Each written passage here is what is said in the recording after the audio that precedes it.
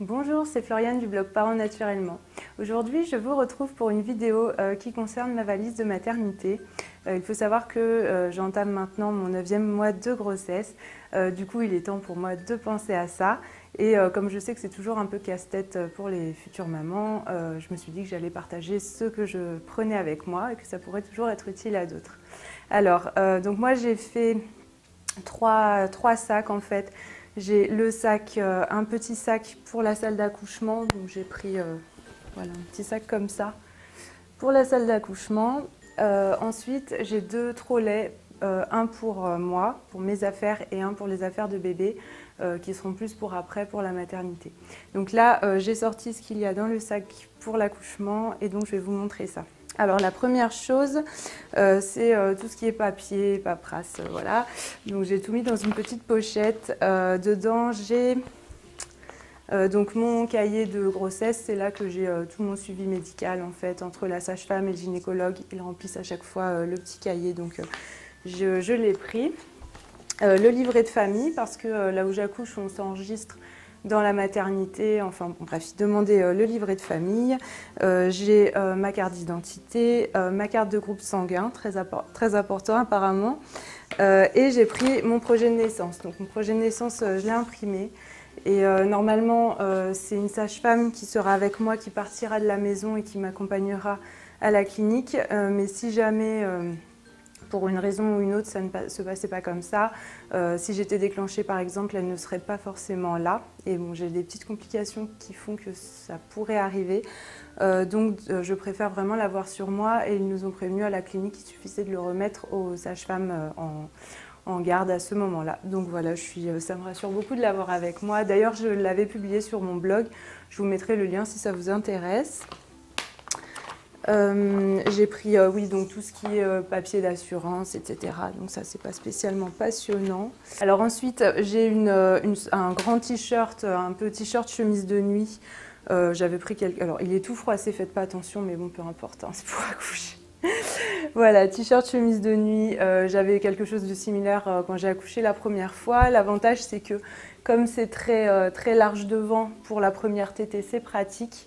Moi, j'étais contente de ça la première fois, donc j'ai repris un peu le même. Hein. Enfin, c'est pas le même, mais c'est le même modèle, hein, d'autres motifs. Peu importe. Un petit brumisateur, on ne sait jamais, pour se rafraîchir, ça peut toujours être utile pendant le travail.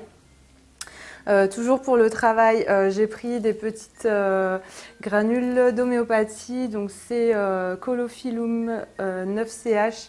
Apparemment, j'en prends pour préparer mon col à l'accouchement à l'avance, et apparemment le jour de l'accouchement ou juste avant, ça peut aider.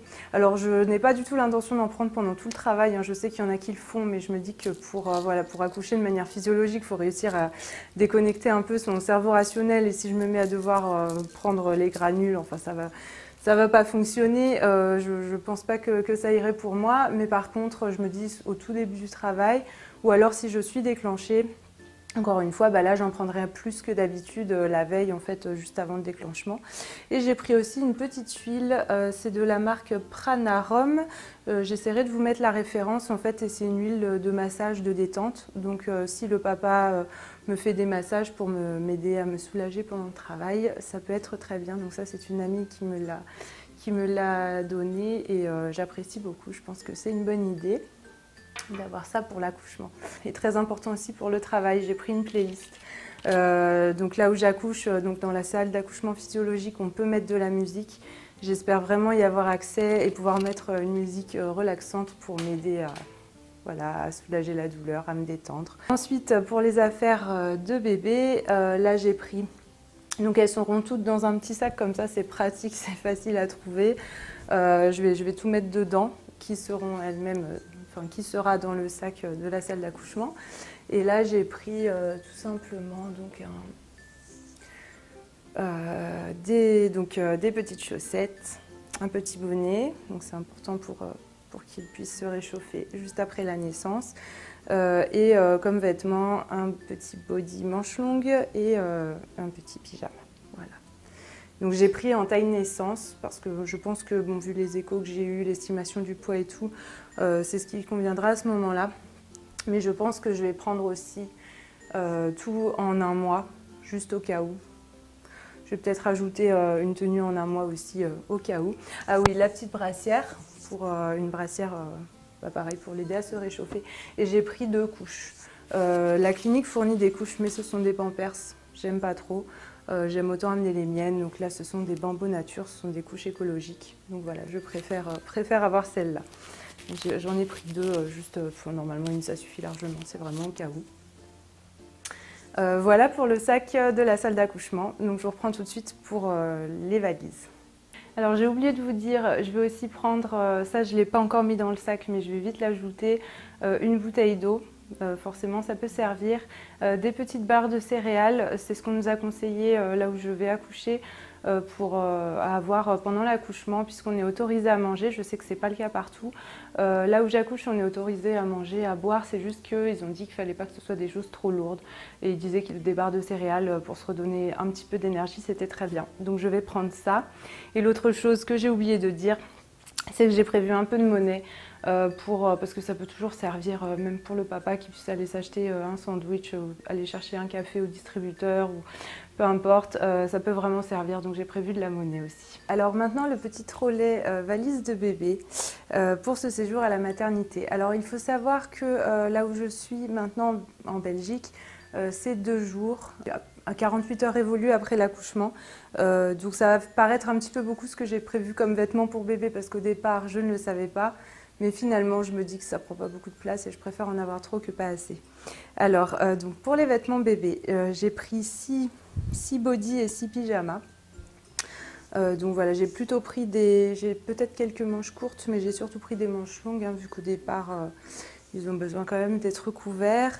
Voilà les petits pyjamas classiques, manches longues aussi, forcément, et assez chaud puisque bon, voilà, je ne vais pas coucher, je ne vais pas faire spécialement chaud. J'ai pris des paires de chaussettes, j'en ai 6 en tout aussi, hein, j'ai tout pris par 6, donc il y a donc il y a les vêtements qui sont dans le sac d'accouchement que je vous ai montré tout à l'heure, et puis ça vient compléter. Ensuite, j'ai 2 petites brassières pour, voilà, si jamais elle avait un petit peu froid. J'ai pris un petit bonnet, donc j'en ai 2 en tout avec celui de la salle d'accouchement, je pense que ça suffit largement. Pour l'alimentation, j'ai pris des petits bavoirs, normalement je ne crois pas que j'en avais trop besoin pour mon fils, mais bon, au cas où, j'en prends quand même, s'il y a des petites régurgitations et tout, ça peut servir. Et une turbulette, alors je ne suis pas sûre de m'en servir, peut-être que je la prendrai dans le lit avec moi si je me sens assez à l'aise. Enfin, ça dépend, je sais pas. Je sais qu'ils fournissent des petites couvertures. Il y a 3 ans, j'avais pas du tout de turbulette pour mon fils, c'était pas demandé. Ils mettaient des petites couvertures qui montaient pas trop haut, du coup, qui arrivaient à la taille. Et là, ils ont conseillé d'en prendre une. Alors, j'en ai pris une. Je suis pas sûre de m'en servir, hein. Peut-être qu'elle dormira que contre moi. Après, si je suis plus à l'aise en début de nuit, avant la première tétée, de la mettre dans le petit berceau. Alors là où j'accouche, c'est top, ce sont des petits berceaux cododo collés au lit de la maternité, enfin au lit de la maman. Donc c'est quand même super. Donc si je me sens plus à l'aise de la mettre là au début, je pense que je lui mettrai peut-être la turbulette, de peur que sinon elle se recouvre avec la couverture, et puis ensuite je verrai si je la prends avec moi ou pas. Je ne sais pas si c'est sécuritaire ou pas dans les lits d'hôpital. Enfin, je demanderai conseil aux sages-femmes, de toute façon elles sont favorables au cododo. Je crois même que j'en avais fait avec mon fils à la maternité là-bas. Donc voilà, je prends comme on m'a dit et puis je verrai bien comment ça va se passer. Ensuite j'ai pris mon sling, c'est le sling Je porte mon bébé. Voilà, ça faisait longtemps que je m'en étais pas servi. C'est un sling extensible, donc je crois que pour les tout petits c'est pas mal. Et ça m'évitera de faire trop de nœuds. Voilà, si j'avais pris la grosse écharpe, c'est plus encombrant. Et ça fait beaucoup de nœuds, je suis un peu rouillée, il faut que je me remette dedans. Donc là, c'est très facile à installer, très rapide. Je n'aurai pas besoin d'aide, etc. Et puis si jamais je veux porter ma fille en écharpe, ce sera parfait. Si je veux me promener dans les couloirs et tout, comme ça, j'ai l'écharpe, c'est très bien. Et ensuite, alors pour tout ce qui est soins, j'ai pris du sérum physiologique. Normalement, ils le fournissent. Bon, je l'ai pris au cas où. Et ensuite, donc j'ai une petite trousse. Ah oui, alors pour l'allaitement, j'ai pris la petite crème à la base de lanoline pour les mamelons. Je me souviens que j'en avais énormément mis juste après mon premier accouchement, c'était vraiment un indispensable pour moi, la maternité. C'est la maternité qui me l'avait donné, donc je pense qu'ils en ont. Mais dans le doute, ça prend pas de place, c'est vraiment trop important, je veux l'avoir, donc ça me rassure de l'avoir avec moi. Ensuite, j'ai pris une petite brosse. Voilà, si jamais elle a des cheveux, hein, c'est pas essentiel, mais voilà. Pour le change, j'ai pris un petit liniment de la marque Cattier. La composition me paraissait très bien, très correcte, et surtout ce que j'aime bien sur celui-là, c'est que c'est un petit format, donc je sais que je ne vais pas trop m'encombrer. Voilà, donc 200 ml, ça me paraît très bien. J'ai pris, parce qu'on me l'a demandé, parce que, bon, je suis pas, si on peut éviter, c'est mieux, mais on m'a demandé un thermomètre. Du coup, j'en emmène un. Je ne sais pas si c'est obligatoire, enfin s'il n'y a pas d'autre moyen de prendre la température des nouveau-nés qu'en rectal. Bon, si on peut éviter, c'est mieux, mais bon, je le prends au cas où. Hein. Surtout que j'ai un peu peur qu'on me le facture si jamais j'ai pas ce qu'ils demandent. Après, ils fournissent, mais je me demande s'ils ne facturent pas. Donc, je préfère avoir tout ce qu'ils ont demandé dans le doute, quitte à pas m'en servir, et au moins je suis sûre que je ne serai pas facturée. Et la crème pour le change, donc c'est pareil, hein, normalement j'en aurais pas tellement besoin, mais comme c'était demandé, je me dis peut-être s'il faut prendre la température, bah forcément c'est mieux de mettre un peu de crème, et je n'ai pas envie qu'on m'en facture, parce que par défaut, en fait, tous ces produits-là, c'est Mustela, etc. Enfin, c'est ce genre de produits. Je veux surtout pas acheter du Mustela malgré moi, donc je préfère avoir les miens, et puis on verra bien si ça servira. Donc j'ai pris la crème pour le change Velleda.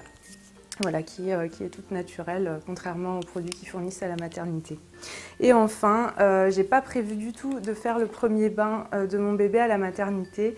On a décidé de le faire en rentrant à la maison plus tard pour qu'elle profite plus des effets bénéfiques du vernix caseosa sur sa peau. Voilà, il faut savoir que c'est bon de le faire le plus tard possible, et souvent ils le font avant la sortie, surtout dans un but de formation des parents au bain d'un nouveau-né, etc. Mais en fait, le plus longtemps on attend, mieux c'est. Donc là où je vais accoucher, déjà, ils ne le font pas le premier jour, ils le font le deuxième jour ou le troisième jour. Maintenant qu'on part au bout de 2 jours, bah, ça raccourcit encore, et je trouve ça trop court. Voilà, on préfère le faire à la maison. Donc, a priori, j'ai pas besoin de savon ni rien. Mais j'en ai pris un au cas où, pareil, si jamais je restais plus longtemps, si jamais il fallait le faire, j'ai pas envie qu'on lui mette du Mustela ou ce genre de choses. Donc au cas où, j'ai pris un petit savon. C'est la marque Clémence Vivien, je crois que c'est pas très connu. J'avais trouvé ça dans une boutique naturelle, et voilà, c'est 100% naturel, il n'y a pas d'huile essentielle dedans. Ça s'appelle Savon sur gras le chérubin pour enfants et bébés. Donc j'ai pris ça, ça me paraît très bien, et ça me rassure de l'avoir au cas où, si jamais il fallait quand même faire un bain pour une raison ou pour une autre. Donc voilà, pour les soins de bébé, c'est tout ce que j'ai. Donc je remballe tout ça et je vous retrouve après pour ma valise à moi. Alors ensuite, pour les couches, donc comme je disais, j'ai pris des Bambo Nature. Ils les fournissent, mais ce sont des Pampers qu'ils facturent de toute façon ensuite. Donc je préférais emmener les miennes. J'ai pris des couches écologiques Bambo Nature, et j'ai pris l'équivalent d'un paquet que je range en haut de la valise, enfin dans un compartiment à fermeture pour que ça prenne moins de place. J'ai tout sorti, tout étalé. Comme ça, c'est pratique. Et pour la tenue de sortie, je ne m'embête pas avec ça. En fait, je pense que le papa la portera. Le jour de la sortie, voilà, ce sera plus simple avec le siège auto, etc. On va juste lui mettre sûrement un très gros, enfin un genre de manteau, enfin c'est pas vraiment un manteau, c'est un genre de gilet très molletonné qu'on a en taille 1 mois. Et on mettra en plus une couverture par-dessus pour recouvrir tout son corps. Et puis ensuite, ce sera juste pour aller à la voiture et puis pour arriver à la maison. Donc ça devrait aller. Alors maintenant, on va parler de ma valise à moi. Il faut savoir que la maternité fournit quand même pas mal de choses. Ils fournissent tout ce qui est culottes jetables, etc. Donc ça, j'ai pas à m'en soucier, tant mieux. Ils fournissent pour l'allaitement les coussinets d'allaitement jetables. Donc du coup, je n'en prends pas non plus. Sinon, bien sûr, si vous souhaitez allaiter, je vous recommande d'en prendre, hein, c'est un indispensable.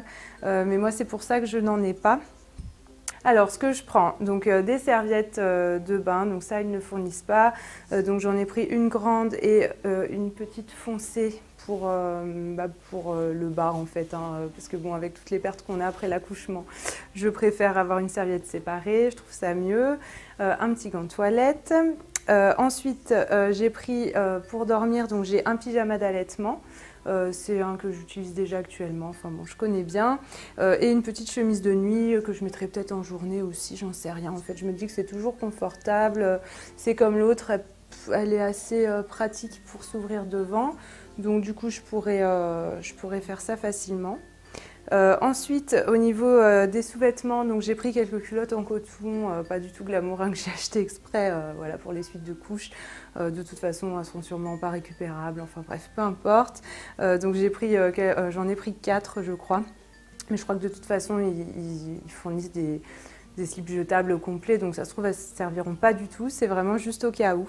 Pour les soutiens-gorge, donc j'aurai un soutien-gorge d'allaitement sur moi, puisque de toute façon, c'est tout ce que je porte en ce moment, vu que j'allaite toujours mon fils. Et j'en ai prévu 2 autres, un de ma taille actuelle et un autre d'une taille au-dessus, que j'avais acheté quand j'ai accouché il y a 3 ans en urgence pendant la montée de lait, parce que voilà, il faut savoir que forcément le volume augmente et les soutiens-gorge classiques qu'on met d'habitude, ça va plus du tout, hein, ça serre, c'est impossible. Donc du coup, j'avais acheté celui-là qui m'a servi que quelques jours en fait, que pendant la montée de lait. Donc ça me fait une occasion de le reporter et c'est vrai que voilà, c'est important quand même d'être à l'aise. Et voilà, quand ça augmente de volume, déjà ça peut être un peu douloureux et tout, donc c'est bien d'avoir un soutien-gorge adapté. La crème pour les mamelons, j'en ai déjà parlé, je l'ai mise dans la valise pour mon fils, pour ma fille, pardon, pour mon bébé. Mais bon, finalement, de toute façon, ça revient au même. Et toujours dans l'optique de l'allaitement, j'ai pris une petite veilleuse. Alors ça me paraît pas mal. Je n'en avais pas il y a 3 ans pour mon fils. Et en fait, je me souviens que la nuit, quand il voulait téter la nuit et que j'étais pas du tout à l'aise pour le mettre au sein, et que je galérais, je devais chercher la lumière à tâtons parce qu'il faisait tout noir dans la chambre, la trouver à tâtons, ensuite le mettre au sein et je galérais. Et mon mari était là, donc je lui demandais d'allumer la lumière pour moi en urgence et de m'aider et tout. Mais là, il ne sera pas avec moi, il ne dormira pas avec moi cette fois-ci, il sera à la maison avec notre fils. Donc du coup, je me dis que plutôt que de me galérer, voilà, puis je pense que la veilleuse, c'est pas mal. Je pourrais laisser une petite lumière tout le temps allumée. Pour la mise au sein, ce sera beaucoup plus pratique. Et en plus, ça évite de réveiller bébé, même en allumant une grande lumière d'un coup, qui est hyper violente en fait, juste pour la téter, alors qu'en fait, il peut très bien être somnolent. Et bon, voilà, ça me paraît beaucoup mieux comme ça. Toujours dans l'optique de l'allaitement, j'ai pas prévu ça encore, mais je pense que je vais le faire. J'ai entendu que certaines personnes mettaient sur la poitrine, donc au moment de la montée de lait, ça augmente de volume.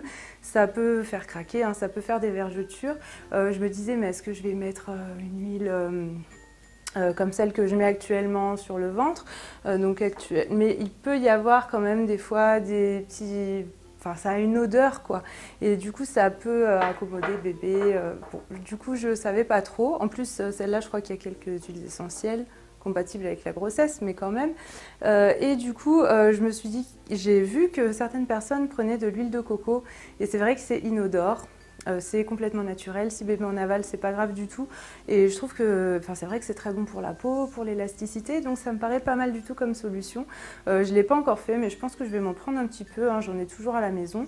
Et je vais m'en mettre dans un petit pot, comme ça je pourrais m'en mettre sur la poitrine pour prévenir les vergetures, parce que ce serait quand même bête que ça craque à ce moment-là. Voilà, ensuite...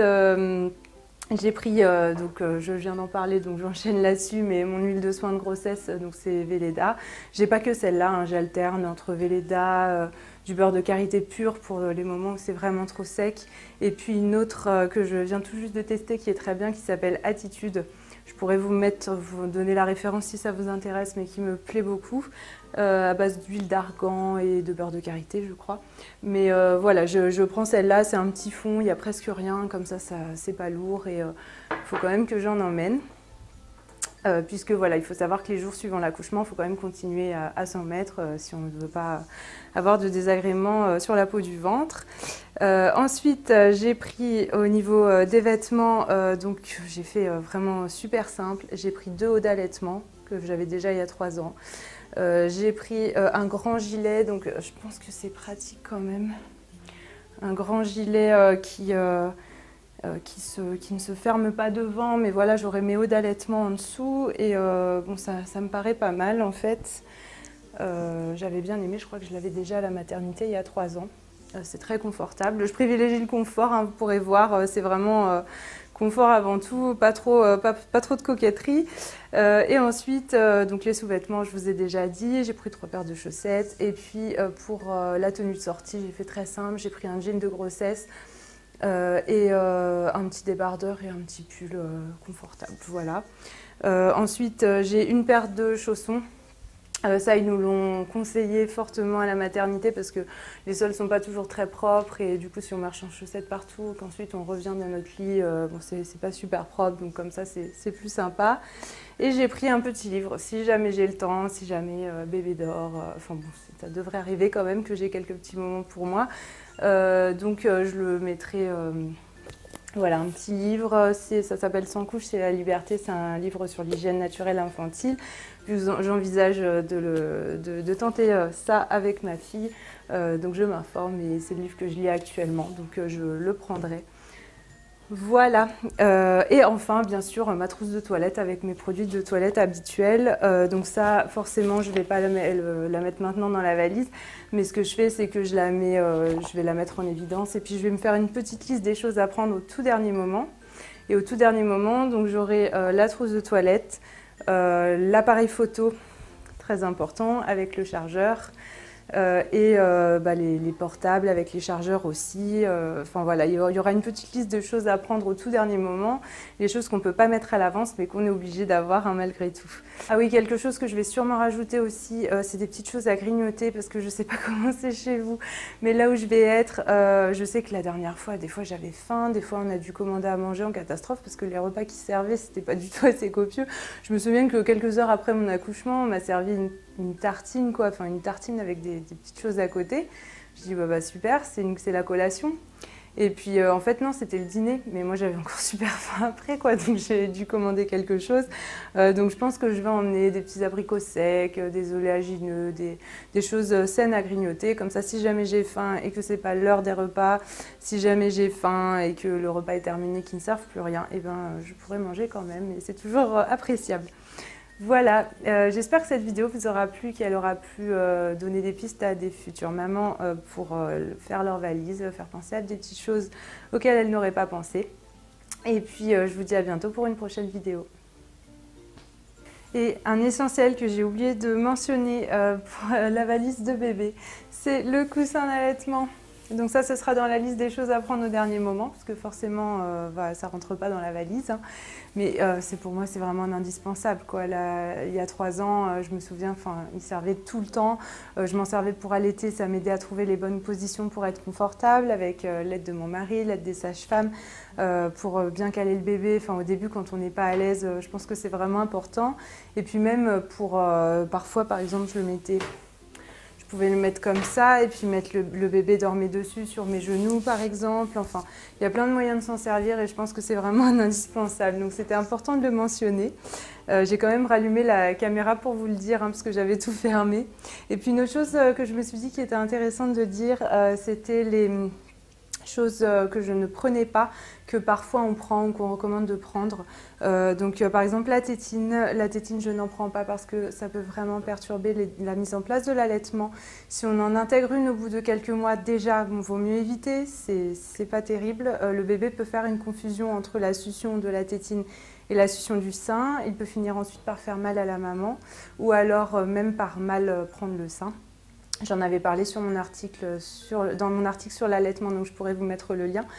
Toujours est-il que donc déjà au bout de quelques mois, c'est pas terrible, mais alors à la maternité, c'est vraiment pas recommandé du tout. Donc ça, je n'en prends pas sous aucun prétexte, je ne veux qu'il ait une tétine.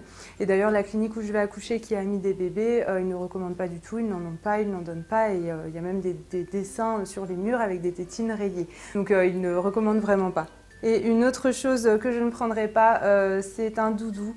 Donc le doudou, je pense que c'est... Déjà, moi, je ne suis pas trop favorable au doudou. Mon fils n'en a jamais eu. Je préfère... j'ai la chance de l'avoir avec moi aussi, donc il n'en a pas besoin. Hein. C'est un objet transitionnel qui est utile en cas de séparation, qui rassure le bébé ou l'enfant parce qu'il a l'odeur de la maman.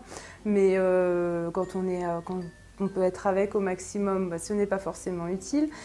Et puis de toute façon, même dans le cas où vous voulez introduire un doudou plus tard, ça peut être utile dans certains cas, mais à la maternité, non. Je veux dire, à la maternité, le bébé il ne calcule pas du tout le doudou, il s'en fiche complètement. Ce qui l'intéresse, c'est sa maman, c'est l'odeur, les bras de sa maman. Et le doudou, il en a vraiment rien à faire. Donc je ne recommande vraiment pas de prendre un doudou, ça vous encombrera pour rien du tout. À la limite, si vous voulez, pour faire des photos. Voilà, des fois ça peut faire joli sur les photos et certaines personnes aiment bien, mais c'est tout. Et enfin, il y a une chose que j'avais emmenée pour mon accouchement il y a 3 ans que je n'ai pas du tout utilisé, c'était les bouts de sein en silicone. Et ça finalement c'est un petit peu comme la tétine, je m'étais dit oui au cas où, comme ça j'en aurais, ça me rassurait et tout. Mais en fait, vaut mieux vraiment éviter d'en introduire, surtout tôt. Ça peut perturber l'allaitement aussi en fait, un peu comme la tétine, parce qu'après les bébés peuvent s'habituer à ne prendre qu'avec le bout de sein, et ensuite c'est tout un sevrage en fait pour leur enlever, et c'est pas forcément évident. Donc je dis pas que ce n'est pas utile dans certains cas, peut-être, mais les prendre d'avance, je pense qu'il vaut mieux les intégrer vraiment si on est obligé, si on n'a pas le choix, que c'est la seule solution, qu'une conseillère en lactation est passée par là et a approuvé ces bouts de sein-là dans ce contexte-là, mais d'en avoir déjà dans la valise, je pense que c'est un petit peu, ça incite à les sortir pour rien, et c'est pas forcément une bonne idée. Des fois ça peut vraiment induire une confusion chez le bébé.